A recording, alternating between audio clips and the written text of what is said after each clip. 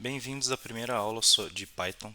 É, eu não vou, eu não pretendo, na verdade, explicar Python desde os primórdios de como funciona a linguagem, coisa do tipo, algoritmos e tudo mais. Eu pretendo cobrir mais, na verdade, coisas mais atuais sobre Python e os vídeos são para quem já tem uma certa experiência com Python. Se você já tem experiência com outras linguagens de programação também, eu acredito que dá para você também utilizar isso como um guia, esses vídeos sobre Python. Bom, vamos lá. Em Python, eu vou criar aqui o nosso lesson 01.py. Em Python, basicamente, a gente tem três principais que a gente vai mais utilizar, né, tipos de variáveis, que são inteiro, float e a string. Esses são, em geral, os principais. Então, se eu vier aqui em Python e digitar x igual a 10 e der um print nesse x e executar, vocês vão perceber que eu consigo printar, né, o valor da variável. Só que uma coisa interessante é que eu quero printar, por exemplo, o tipo dela. Então a gente utiliza a função nativa do Python, que é o type. E agora eu printei qual é o tipo da minha variável, que no caso ele chama aqui de class int. E por que esse class está aqui? Porque em Python, todos, sem exceção, todos os objetos são objetos. Na verdade, todas as variáveis vão ser um objeto, as funções são objetos e os objetos são objetos, obviamente. Legal. Só que isso oferece algum tipo de problema para a gente? Na verdade, não. O Python é uma linguagem muito forte porque ela é dinamicamente tipada. E o que isso quer dizer? A gente não precisou vir aqui, por exemplo, igual em C++ a gente precisaria, declarar qual é o tipo da nossa variável. Legal. Isso facilita bastante o desenvolvimento, porque a gente não tem que compilar esse programa, por exemplo. Ele tem um interpretador, que na grande maioria dos casos é o CPython, e ele já executa o código interpretando linha a linha. Só que isso tem algumas desvantagens que vão ser cobertos em outros vídeos, principalmente relacionado a threads em Python, que na verdade não existem. Então, bom, já soltei um spoiler, mas enfim. Agora, o que eu quero mostrar para vocês é algumas coisas úteis que a gente tem no Python que pouca gente conhece. O primeiro deles é a função dir do Python, que é nativa também. Ela vai listar basicamente todos os principais, aliás, todos os principais não, os métodos atrelados ao nosso objeto, que no caso é a nossa variável x igual a 10, que é um inteiro. Então ele vai listar todos os métodos relacionados à classe inteiro do Python. Deixa a gente executar. A gente tem essa lista com todos os métodos, certo? Existe o método real. Se a gente vier aqui digitar real, certo? No caso, esse daqui não é um método, porque ele também acaba listando os atributos, tá? Então, no caso, não é um método, ele é um atributo da classe. Então, se eu rodar isso aqui de novo, ele vai dar 10, seria a parte real, certo? Da variável. Eu tenho, se eu tenho um real, eu imagino que eu tenho um complex, que no caso ele chama de imag, de imaginary number, de números complexos, né? Para quem lembra aí do ensino médio. Tem o conjugate, certo? Que faz basicamente a mesma coisa. No caso aqui, a gente printou e ele mostrou que ele é um método. Então, esse daqui a gente tem que chamar obrigatoriamente. E o conjugado do número real é o próprio número real. Legal? Esse dir ele é bem importante porque quando a gente está trabalhando com algumas bibliotecas e métodos ou classes dessas bibliotecas, a gente não tem uma documentação muito sólida sobre quais são os métodos de determinado objeto. É sempre interessante saber disso daqui. E a segunda coisa interessante que eu quero trazer hoje é o breakpoint. O breakpoint ele nada mais é do que ele vai forçar você colocar o interpretador do Python nessa linha. Ou seja, ele não vai executar o código para baixo. Então eu vou dar um print aqui. E aí se a gente executar isso, ele está mostrando que a próxima linha a ser executada é esse print. Só que ele não foi printado, correto? Por quê? Porque o nosso cursor agora está pausado aqui. Isso é muito importante porque a gente precisa ter métodos de debugar o código. Isso é basicamente o equivalente ao GDB, por exemplo, que é um debugger de C++ e C, certo? Existem formas de você utilizar o próprio VS Code, né, para fazer o debugger, só que eu detesto, então eu não vou ensinar, até porque eu também não sei porque eu não uso, usei uma vez e achei terrível. Bom, beleza. Agora, no nosso Lesson 02, eu vou explicar sobre Type Hints. Type Hints nada mais são do que dicas de tipo. E o que isso quer dizer? Quando a gente declara a nossa variável, a nossa função, por exemplo, vamos colocar aqui x, y, né, os parâmetros, e dizer que eu vou retornar x mais y, intuitivamente eu acredito que, lendo esse trecho de código, eu esteja somando dois valores que são números, podendo ser inteiros ou floats, certo? Contudo, se eu vir aqui e fizer, por exemplo, um método que chama multiply, intuitivamente eu imagino que esse método recebe dois valores que são números. Mas eu posso fazer o seguinte: eu posso pegar aqui meu result, multiply, e colocar isso daqui. Agora, o que vai acontecer?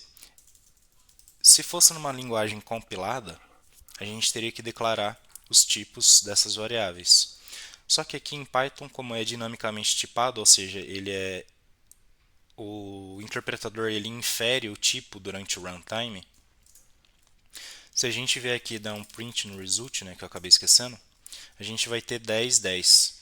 E o que é isso daqui? Na verdade, isso daqui, se a gente pegar o type novamente, a gente vai ver que isso daqui é uma string. E o que aconteceu? Se você conhece um pouco de Python, você sabe que quando a gente multiplica um número inteiro por uma string, ele vai repetir essa string n vezes. No meu caso, 2 vezes. Legal? E como que a gente remove esse tipo de, evita esse tipo de coisa de acontecer? A gente utiliza as type hints, que são basicamente o seguinte: eu vou utilizar dois pontos e declarar o type da minha variável. No caso aqui, eu vou colocar que são inteiros.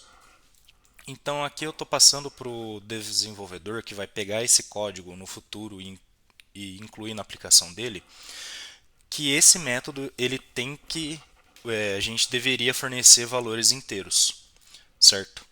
E eu também consigo dizer qual é o tipo de retorno da minha função através da flecha, né? Hífen e o sinal de maior ou igual e o tipo de retorno. A mesma coisa eu consigo fazer aqui. Legal? Se eu executar isso daqui de novo, nada vai acontecer. Vai basicamente rodar a mesma coisa que já rodou anteriormente. Só que aqui a gente tem um código um pouco mais limpo. E por código limpo eu quero dizer o seguinte, que ele é legível e de fácil manutenção, porque eu sei quais são os tipos de coisas que eu devo esperar e retornar, e eu consigo, só lendo o meu código, sem precisar de muitos comentários exacerbados, às vezes explicando coisas que são meio que óbvias, certo?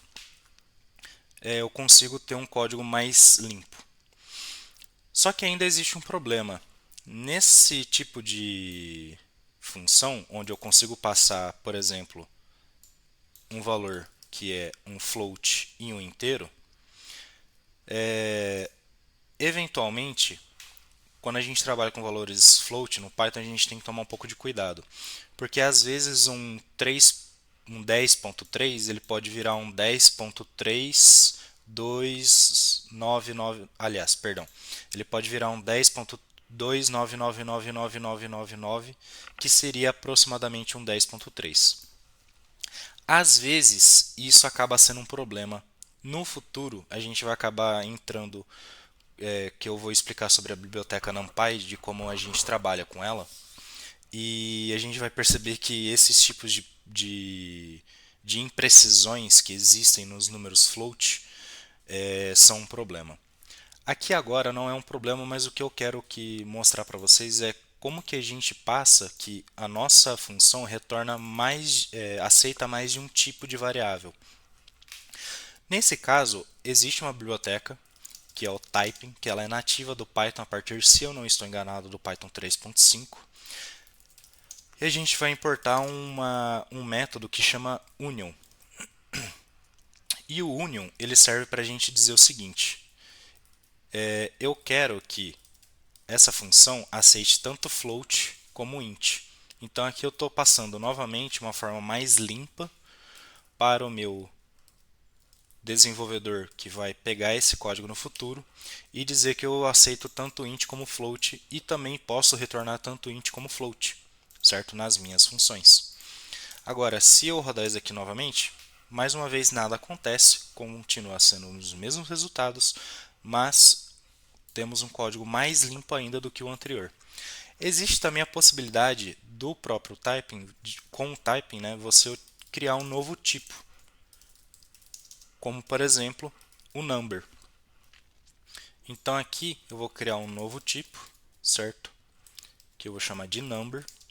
E eu vou dizer que esse meu novo tipo, meu new type, ele vai ser basicamente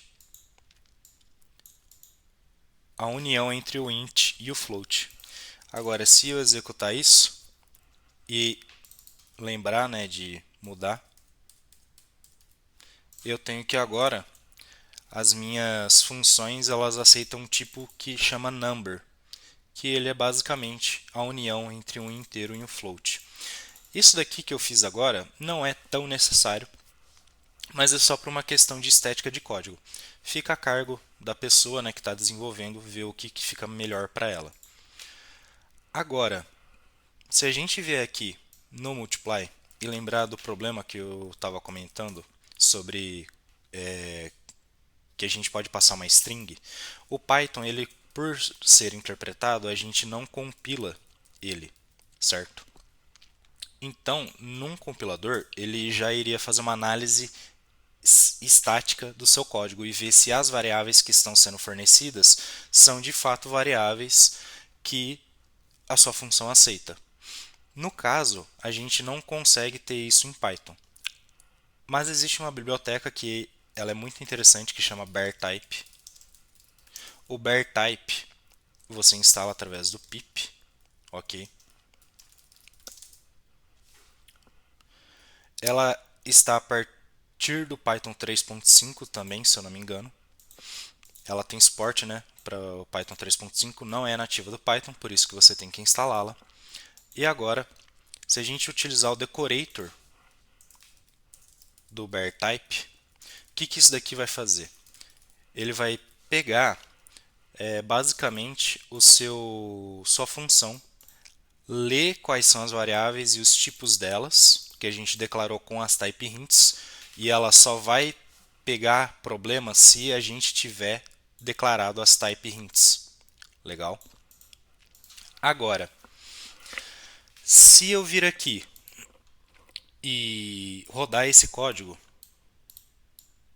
com 30.2, por exemplo, e rodar o código, né, não instalar de novo, não vai ter nenhum problema. Mas se eu voltar e passar o 30 como sendo uma string, agora eu tive um problema que foi pego pelo BearType durante o runtime.